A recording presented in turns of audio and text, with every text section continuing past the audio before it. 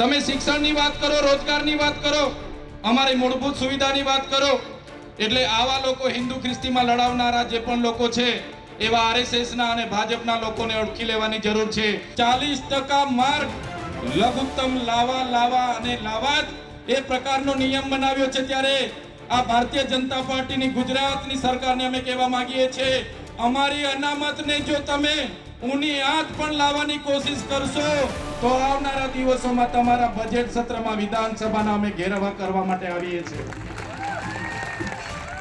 આજે અહીંયા કોઈ પણ પ્રોજેક્ટ લાવવો હોય, કોઈ પણ કંપનીને જમીન આપવી હોય તો આ ભારતીય જનતા પાર્ટી આપણને સંવિધાનમાં મળેલા અધિકારો માનતી નથી. એમની મનમાની કરે છે.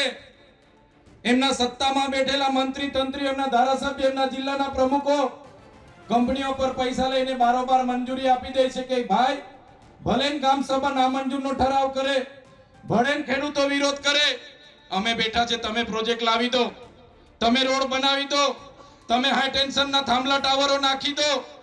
અને આજે આપણો સમાજ રોડ પર લડે, આવેદન આપે, નિવેદન આપે, પણ આ દેશમાં લોકશાહી જેવું કંઈ નથી. એ આપણે બધાએ જાણવું પડશે અને આ ભારતીય જનતા પાર્ટીના લોકોને કહેવું પડશે, આ દેશ એ સંવિધાનથી ચાલવો જોઈએ. આ દેશ એ ભાજપના નરેન્દ્ર મોદી કે અમિત શાહના મનુસ્મૃતિથી નહીં પણ દેશના સંવિધાનથી ચાલવો જોઈએ. આપણી બધાએ માંગણી કરવી પડશે. તમે જોઈ લો આજે શું હાલત આ વિસ્તારોની બનાવી દીધી છે. જ્યારે મુદ્દાઓ આપણા સમાજના લોકો શિક્ષણની માંગણી કરે, રોજગારીની માંગણી કરે, આપણા યુવાનો કહે કે ભાઈ ભણ્યા ગણ્યા અમને રોજગારી આપો. આપણે એક બાજુ એમના માંગણી કરીએ, સારી શાળાની માંગણી કરીએ, રોડ રસ્તાની માંગણી કરીએ, પીવાના પાણીની માંગણી કરે. આ લોકો એકવાર આવે, મોટું સંમેલન બનાવે અને આપણને હિન્દુ ખ્રિસ્તીમાં લડાવે. સાચી વાત છે કે ખોટી વાત છે? અહીંયા ધર્માંતરણ થાય છે, અહીંયા ફલાણું થાય છે, ઢીકણું થાય છે. એમના નેતાઓ આપણને હિન્દુ ને ખ્રિસ્તી, હમણાં સુધી તો આખા દેશમાં આ લોકો હિન્દુ મુસ્લિમ કરીને ભારત પાકિસ્તાન હિન્દુ મુસ્લિમ કરીને આપણને અત્યાર સુધી મંદિર ને મસ્જિદમાં લડાવ્યા છે. પણ હમણાં આ વિસ્તારમાં હિન્દુ ખ્રિસ્તીના નામે લડાવવાની વાત આ લોકો કરે છે. ત્યારે એવા લોકોને કહેવાનું છે, તમે શિક્ષણની વાત કરો, રોજગારની વાત કરો, અમારી મૂળભૂત સુવિધાની વાત કરો, એટલે આવા લોકો હિન્દુ ખ્રિસ્તીમાં લડાવનારા જે પણ લોકો છે એવા આરએસએસના અને ભાજપના લોકોને ઓળખી લેવાની જરૂર છે. માનવ ધર્મ એ પહેલો, આદિવાસી એ આદિ અનાદિ કાળથી આ ધરતી પર વસનારો આદિવાસી છે. આ ધરતી પર પહેલા આદિવાસી આવ્યો, પછી બધા ધર્મ આવ્યા છે. આદિવાસીની સંસ્કૃતિ એ ધર્મપૂર્વી સંસ્કૃતિ છે. આદિવાસી એ પ્રકૃતિ પૂજક છે. જે દિવસે આદિવાસી પોતાની સભ્યતા અને સંસ્કૃતિ ભૂલી જશે એ દિવસે આદિવાસીઓના અનામત અને જે પણ અધિકારો મળ્યા છે, જળ જંગલ જમીન પરના અધિકારો પણ સમાપ્ત થઈ જવાના છે. એટલે આદિવાસી એ આદિવાસી છે. હજારો વર્ષ પહેલાની અમારી સિંધુ ખીણની સંસ્કૃતિ તમે વાંચી લેજો, મોહનજોદડો હડપ્પાની સંસ્કૃતિ તમે વાંચી લેજો. અને જે પણ લોકોને આદિવાસીનો ઇતિહાસ ખબર નથી એ લોકો ધર્માંતરણની વાત કરે છે. ત્યારે એમને પણ કહેવા માંગુ છું, ડીલિસ્ટિંગ માત્ર એક જ ધર્મને નથી લાગવાનું. જ્યારે આદિવાસી તરીકે કોઈ બીજા ધર્મ અપનાવે છે, એ ચાહે ખ્રિસ્તી હોય, એ ચાહે મુસ્લિમ હોય, એ ચાહે હિન્દુ હોય, કોઈ પણ ધર્મમાં આદિવાસી જશે જે દિવસે ડીલિસ્ટિંગ બધા જ લોકોને લાગુ પડવાનું છે. પોલીસની ભરતીમાં ભારતીય જનતા પાર્ટીની સરકારે આદિવાસીઓ માટે લઘુત્તમ 40% માર્ક લાવવા માટેની જોગવાઈ કરી દીધી. આપણા યુવાનોને ખબર છે 100 માર્કનું પેપર હોય એટલે ઓછામાં ઓછા 40 માર્ક લાવવાના. નહીં લાવો એટલે તમે અનામતમાં પણ નથી આવતા. બંધારણના આર્ટિકલ 330 અને 332 આપણને શિક્ષણ માટે અનામત આપેલું છે, આપણને રાજકીય માટે અનામત આપેલું છે.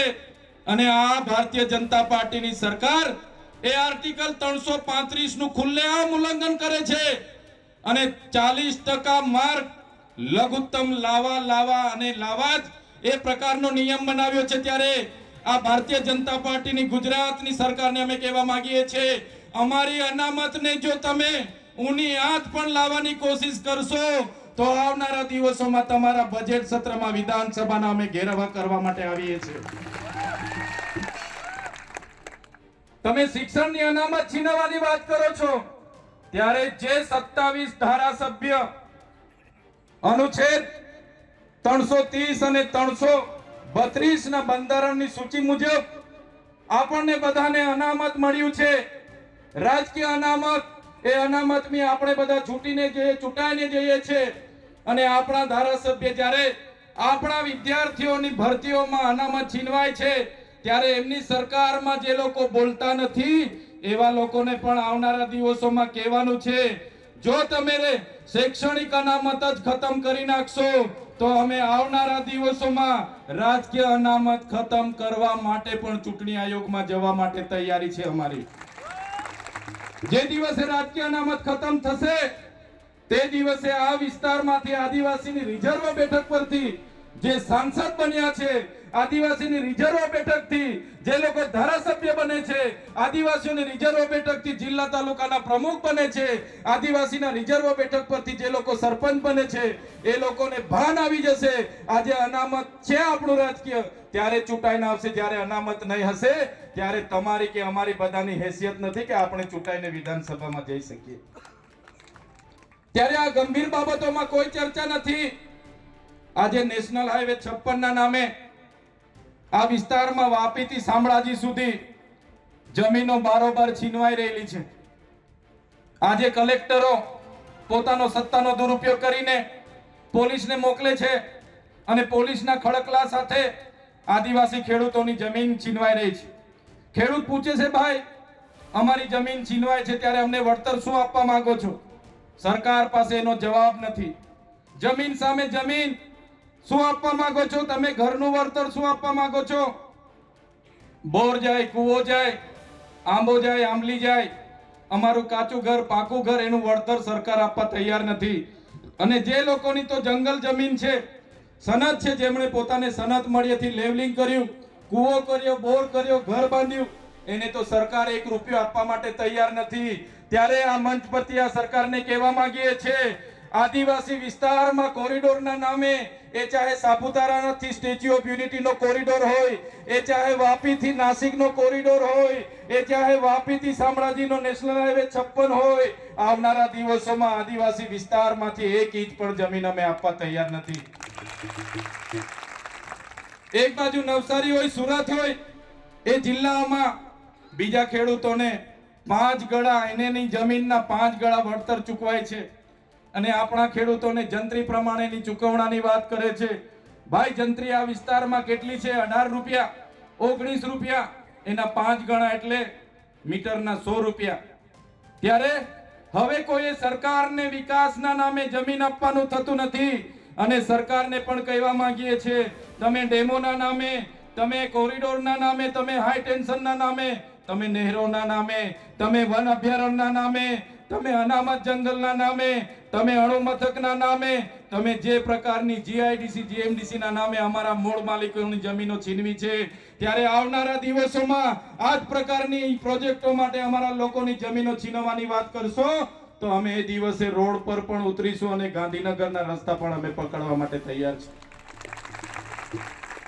સાથીઓ, વન અધિકારનો સંરક્ષણ ધારો અંગ્રેજોની વખતમાં 1862 માં બન્યો. જંગલ ખાતું 1927 માં અસ્તિત્વમાં આવ્યું અને જંગલ ખાતામાં જે આદિવાસી ગામો આવે, FRA ગામોને એ ખેડતા જંગલની જમીનો આપવાની જોગવાઈ સૌપ્રથમ 1980 માં બની. એમાં કેટલાક લોકોને એના અધિકારના દાવા મળ્યા. ત્યારબાદ વન અધિકાર અધિનિયમ 2006 અંતર્ગત જે પણ લોકો જંગલમાં રહેતા હોય, જંગલની જમીન ખેડતા હોય, એમને જમીન આપવાની જોગવાઈ કરવામાં આવી. છતાં પણ આજે આ વિસ્તારના હજારો ખેડૂતોને જે જંગલની જમીન ખેડે છે એના હક દાવા સનદ હજુ આજ દિન સુધી આપવામાં નથી આવી. ત્યારે અહીંના સાંસદો અને ધારાસભ્યને કહેવા માંગીએ છીએ, તમારું જંગલ ખાતું પણ નહોતું, તમારું પોલીસ ખાતું પણ નહોતું, તમારી સરકાર પણ નહોતી. એ હજારો વર્ષથી આ જંગલો અને અમારા આદિવાસીઓ હતા. આ જમીનો અમારી છે ને અમે લઈને જંપીશું. આદિ અનાદિકાળથી અમારા લોકોએ આ જમીનો સાચવી છે.